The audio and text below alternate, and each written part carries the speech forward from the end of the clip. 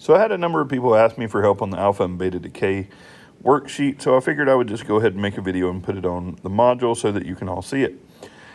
Alpha beta decay is working with isotopes. Isotopes, if you remember, have a different number of neutrons. Now, the notation is slightly different. So let's look at one like uranium. Uranium 238 is element number 92.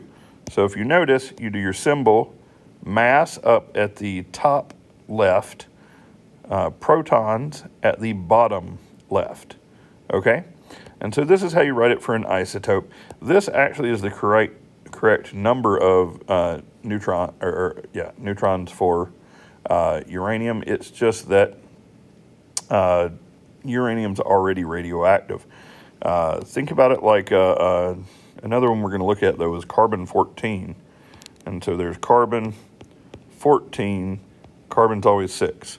So this means carbon has 6 protons, but this one has to have 8 neutrons. And you know that because it normally has 12, but you can subtract the 6 protons from the mass and you'll get 8 for the number of neutrons. So the first part of the worksheet is just making sure that you can work things out from these forms and figure out how many neutrons it's supposed to have with the mass they tell you. And protons have to match the symbol and the name of the element, remember. And so that part should be pretty easy. You're just writing it like that. Now, when you actually get to the decay, you need to know a couple of things. So the first one you need to know is you need to know what an alpha decay looks like. And so uranium undergoes an alpha decay. Alpha decay. And for alpha decay, you're going to have an alpha particle. That alpha particle is basically 2 neutrons and 2 protons. And so it's going to have a mass of 4 and 2 protons. Well, if you remember, 2 protons is what the element helium has. So the symbol they use to represent an alpha particle is just helium, because it's technically a helium nucleus, meaning it wouldn't have any electrons on it, but that doesn't affect the mass or the protons. So this actually is your alpha particle.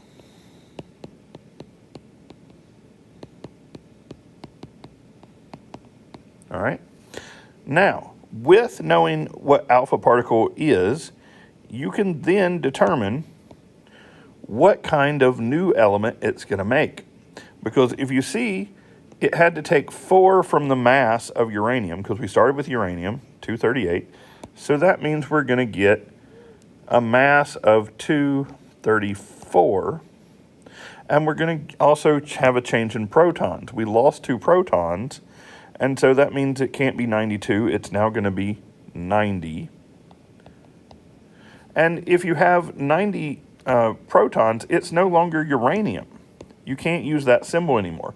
You're going to have to look on the periodic table, and if you do, you'll see that element number 90 is actually thorium, just with a TH, capital T, lowercase h. And they have special titles for everything. So whatever element you're starting with, they call the parent. That's the parent particle. Now, whatever you end with after you go through a decay is the daughter particle. All right? So that's all alpha decay is essentially the nucleus is breaking apart enough that it's ejecting a alpha particle, which is just a helium nucleus, and that's going to change your whatever element you started with into a new element that's 4 less on its mass and 2 less on its protons. And you have to look on the periodic table to see what element that is afterwards. Now, carbon, on the other hand, carbon-14 undergoes a beta decay. That's beta decay. And it can be a little bit more complicated because the beta particle is just an electron. So that means you're losing just an electron here. And that can be really confusing, seeing as how even though this is the beta particle. Let's write that a little bit better.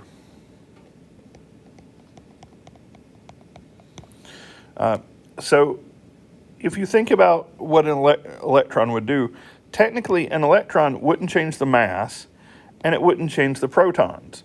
So in order to understand what we're going to have as a daughter particle in a beta decay, you need to understand more what's happening in this type of decay.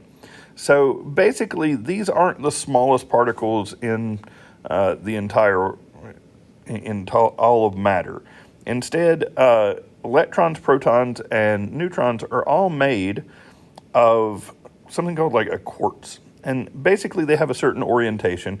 And so what really is happening when we have carbon 14 breakdown in beta decay is one of the neutrons in carbon basically becomes unstable, and it breaks off some of those quarks that become the electron and rearranges the others, and so you end up with an extra proton. And so that's what you need to realize is the first thing that's going to happen is you're going to get an extra proton because one neutron turned into a proton.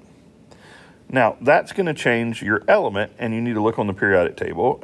The element with 7 protons, or atomic number of 7, is nitrogen.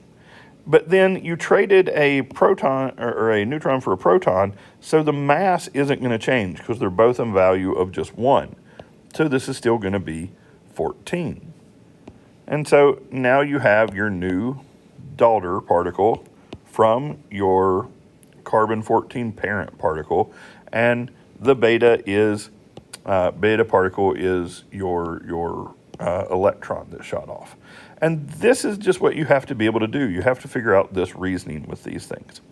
And I think that should help the majority of you.